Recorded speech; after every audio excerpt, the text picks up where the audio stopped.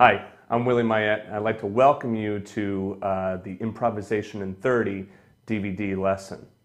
In this lesson, what we're going to focus on is getting you to do some basic improvisation like this.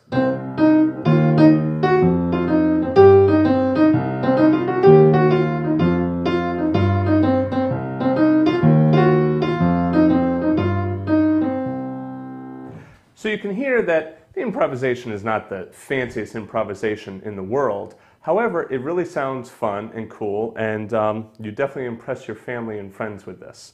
I'm going to use the Jazz Kids Book 2, right, as our reference, and you get the book along with the DVD lesson, or you can download it depending on which option you choose to purchase. So, Book 2 has rhythms, ear training, songs, and improvisation in it. What we're going to focus on is we're going to focus on mostly just the improvisation stuff, and we'll do a little bit of rhythm as well. Okay, but this DVD is to get you improvising. So let's get started. Let's move to page 4, and you see that you have the C 5-finger blues scale.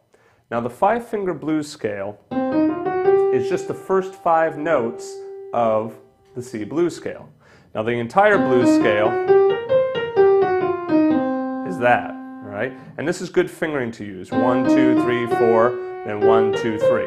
But we're not going to do the whole blues scale right now. We're just going to do the first 5 notes, and then when you do just the first 5 notes, you can just do 1, 2, 3, 4, 5. So 5 fingers, 5 notes. Okay? So the first thing you should do is you should practice that scale up and down. Notice how I'm swinging. Remember, you can do D, ba, D, ba, D, ba, D, ba, D, ba, D, ba, D, ba, D, ba, D, ba, D, ba, D, ba, D, ba, da. Okay? Now, in the left hand, what we're going to do is we're going to do this very simple bass line. Right, and this bass line is just half notes. Now let's talk a little bit about this bass line. First of all, the notes are C with the pinky, E flat with the middle finger, F with the second finger, all right, or your pointer finger, and then G with your thumb. Okay? Now let's think about how a bass player plays their instrument. They press down on a string, right, and at a fret, right, or if it's an acoustic bass, it has no frets, and then they pluck the string. Now, when they move to the next note, they don't lift their finger and mute the string, then move. Okay, what they do is they just move right to the next note, and it creates what's called a legato sound. So a lot of times, people think the bass sounds like doom, doom, doom, doom, doom, doom, like that, and that's what we call pizzicato. All right. But actually it's a legato sound. It's not a pizzicato sound. So legato is smooth and connected, like that. Pizzicato would be. Now we don't call it pizzicato on the piano. On the piano we call that staccato, all right, which means short and detached. So there's 2 types of playing at the piano. There's legato, which is smooth and connected, so you don't lift the note you're on until you play the next note. And then there's staccato, which is you detach each note. It's short and detached.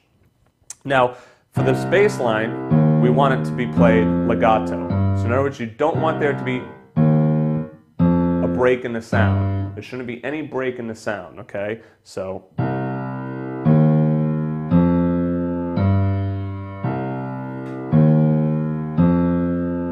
now, just to start improvising, I want you to just play 1 note from the blues scale, from the 5-finger blues scale, when you play the first note of the bass line. And just hold that note down, okay? Because the most difficult thing for people normally is to just get started improvising. Everyone thinks, oh, it's so difficult and I can't do it. And the other good one is, oh, I can't play hands together. And now that might be true. Right now you might feel as though it's too difficult. You might not be able to play it hands together. It might be a little bit too difficult for you. But what we're going to do is we're going to break it down step by step so that you can play a couple of different licks. And I'll explain what a lick is a little bit later. So you can play a couple of different licks along with that bass line. Now once you get that going, now the sky's the limit. You change this around a little bit, you change that around a little bit, and lo and behold, you know, after a couple of weeks, you're sitting down, you're like moving all over on this stuff. So let's start with just any note. So let's choose F sharp. Okay, that's an interesting sound. Let's do another one. F.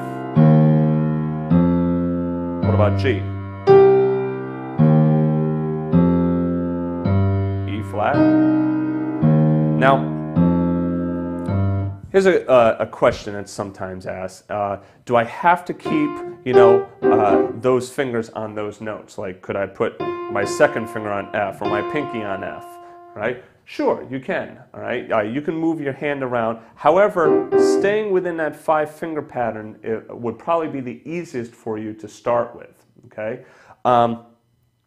If you wanted to move your hand around, move your fingers around, make sure that you don't put your thumb on a black note, okay? Now when we're playing chords, we'll put our thumb on a black note. But when we're playing melodies, we usually try and stay away from putting our thumb on a black note, okay? So, here we go. Let's try that again.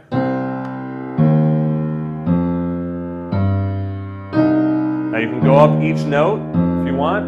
Now the other thing you can do is once you get that down, right, and that shouldn't take too long for you to get down, once you get that together, then you can try playing a different note from the blues scale, right, the 5-finger blues scale, with each note of the bass line. So now there's 4 notes of the bass line, C, E flat, F, G, right? So play a different note from that 5-finger blues scale. It could be any one that you want, all right? Now let's try that. Ready? Go.